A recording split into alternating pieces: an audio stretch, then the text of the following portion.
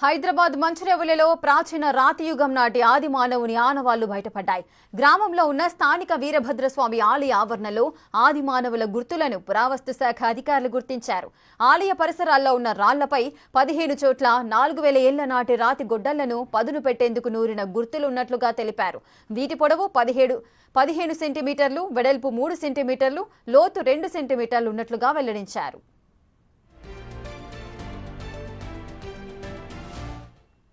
ఇదే అంశంపై ఆలయ వంశపారంపర్య అర్చకులు మాడపాటి పరమేశ్వరతో మా ప్రతినిధి అంజుమా ఫేస్ టు ఫేస్. ఆదిమానవుల కాలం నాటి ఆనవాళ్లు ఎక్కడో ఒక చోట బయటపడుతూనే ఉంటాయి. అలా మంచిరేవుల గ్రామంలోని అతి పురాతనమైన వీరభద్రస్వామి ఆలయంలో కూడా ఇటీవలే బయటపడ్డాయి. ఈ విషయాన్ని ఆర్కియాలజీ డిపార్ట్మెంట్ పేర్కొనడం జరిగింది. ప్రస్తుతం మనం మంచిరేవుల గ్రామంలో ఉన్నటువంటి వీరభద్రస్వామి ఆలయంలో ఉన్నాము. మనతో పాటు ఆలయ వంశ పారంపర్య ప్రధాన అర్చకులు మాడపాటి పరమేశ్వర్ గారు ఉన్నారు. మిగతా విషయాలను ఆయన మాటల్లోనే అడిగి తెలుసుకుందాము. నమస్కారం పూజారి గారు. ఈ ఆలయంలో ఆదిమానవుల కాలం నాటి ఆనవాళ్లు ఏ విధంగా బయటపడ్డాయి, పురావస్తు శాఖ వారికి ఏ విధంగా తెలిసింది? శ్రీ గురుభ్యో నమః. శ్రీ మచిలీశ్వర వీరభద్రస్వామి దేవాలయం. ఇక్కడ స్వామివారు గుహ కింద వెలిశారు. అతి పురాతనమైన దేవాలయం. చాళక్యుల కాలం నాటి దేవాలయం ఇది.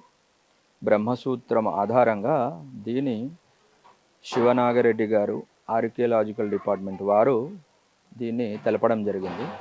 వారు 1300 నుంచి 1400 సంవత్సరాల కంటే పాతదయ్యి ఉండవచ్చు అని చెప్పడం జరిగింది. స్వామివారు ఇక్కడ స్వయంభూ కింద నుంచి నడుచుకుంటూ వచ్చి స్వామివారి గుహలో వెళ్ళవడం జరిగింది. ఇక్కడ ఈ నేటికి కూడా స్వామివారి పాదముద్రలు నలుపు వర్ణంలో కింద నుంచి మెట్ల దారి గుండా ఈరోజు నేటికి కనిపిస్తాయి. అట్లాగే నిన్నటి రోజున వారు మళ్ళీ మా ఆహ్వానం మేరకు వచ్చి ఇక్కడ దేవాలయ పరిసర ప్రాంతాల్లో రాతి పైన, కొండపైన కొన్ని ఆనవాళ్ళు చూపించడం జరిగింది. ఏంటి అనగా అవి ఒకప్పట్లో ఇనుము అనే వస్తువు లేదు. కేవలం ఉన్నటువంటి రాతి చేతనే ఆ రాతిని షార్ప్ చేసి దానికి వారికి అనుగుణంగా మార్చుకొని దాన్ని వారు ఉపయోగించేవారు. ఆ విధముగా ఆది మానవులు ఆనాడు ఉపయోగించడం వల్ల వారు దాన్ని షార్పు చేయడానికి వాడినటువంటి ఆనవాళ్ళు ఈరోజు దేవాలయ పరిసర ప్రాంతాల్లో ముందు భాగం కానీ వెనుక భాగంలో కానీ ఈ కొండ చుట్టూ అంతా కూడా చాలా ఉన్నాయి. ఇక్కడ మీరు ప్రత్యక్షంగా చూడొచ్చు. సో ఇప్పుడు ఏదైతే మనకు అంటే ఈ లోతుగా ఉన్నటువంటి గుంత ఏదైతే కనిపిస్తుందో ఇది ఆదిమానవుల కాలం నాటి ఆ గుర్తే అంటారా? అంటే వారు దాన్ని షార్పు చేయడానికి వాడుతూ ఏర్పడినటువంటి గుర్తులు ఇవన్నీ కూడా ఆనాటి నుండి ఇప్పటికీ అట్లాగే ఉన్నాయి. చాలా ఉన్నాయి పరిసర ప్రాంతాల్లో. కొండ చుట్టూ దాదాపుగా 100కు పైగానే ఉంటాయి. సో సాధారణంగా అంటే మనం ఇప్పుడు దీన్ని చూస్తే అంటే మనకి ఈ రాయి మీద ఇదొకటి ఏర్పడింది అని తెలుస్తుంది. కానీ ఇది ఆది మానవుల కాలం నాటిదే అని వారు ఏ విధంగా గుర్తించారు?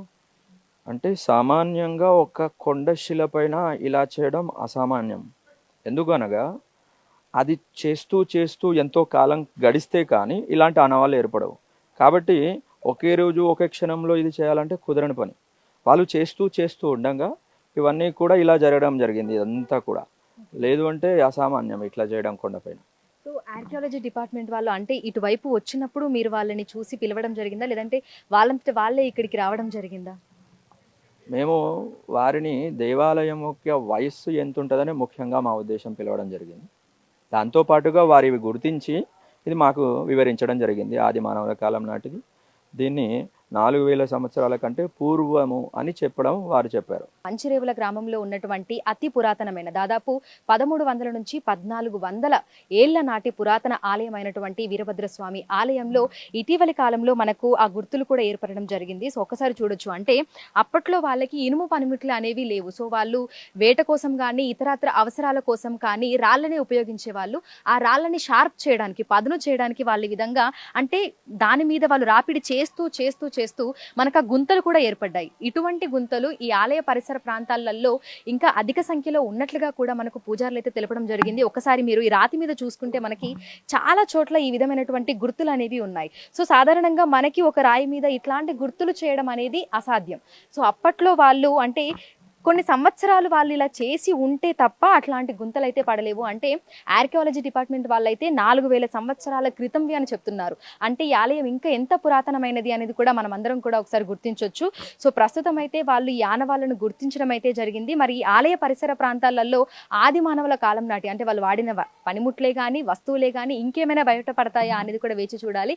ఎందుకంటే మూసీ పరివాహిక ప్రాంతాలలో ఈ ఆది మానవుల సంబంధించినటువంటి పనిముట్లు వస్తువులు వాళ్ళ జీవన శైలిని తెలుసుకోవడానికైతే పరిశోధనలు జరుగుతున్నాయి. అందులో భాగంగానే ఇక్కడ కూడా వారికి సంబంధించినటువంటి గుర్తులైతే బయటపడడం జరిగింది.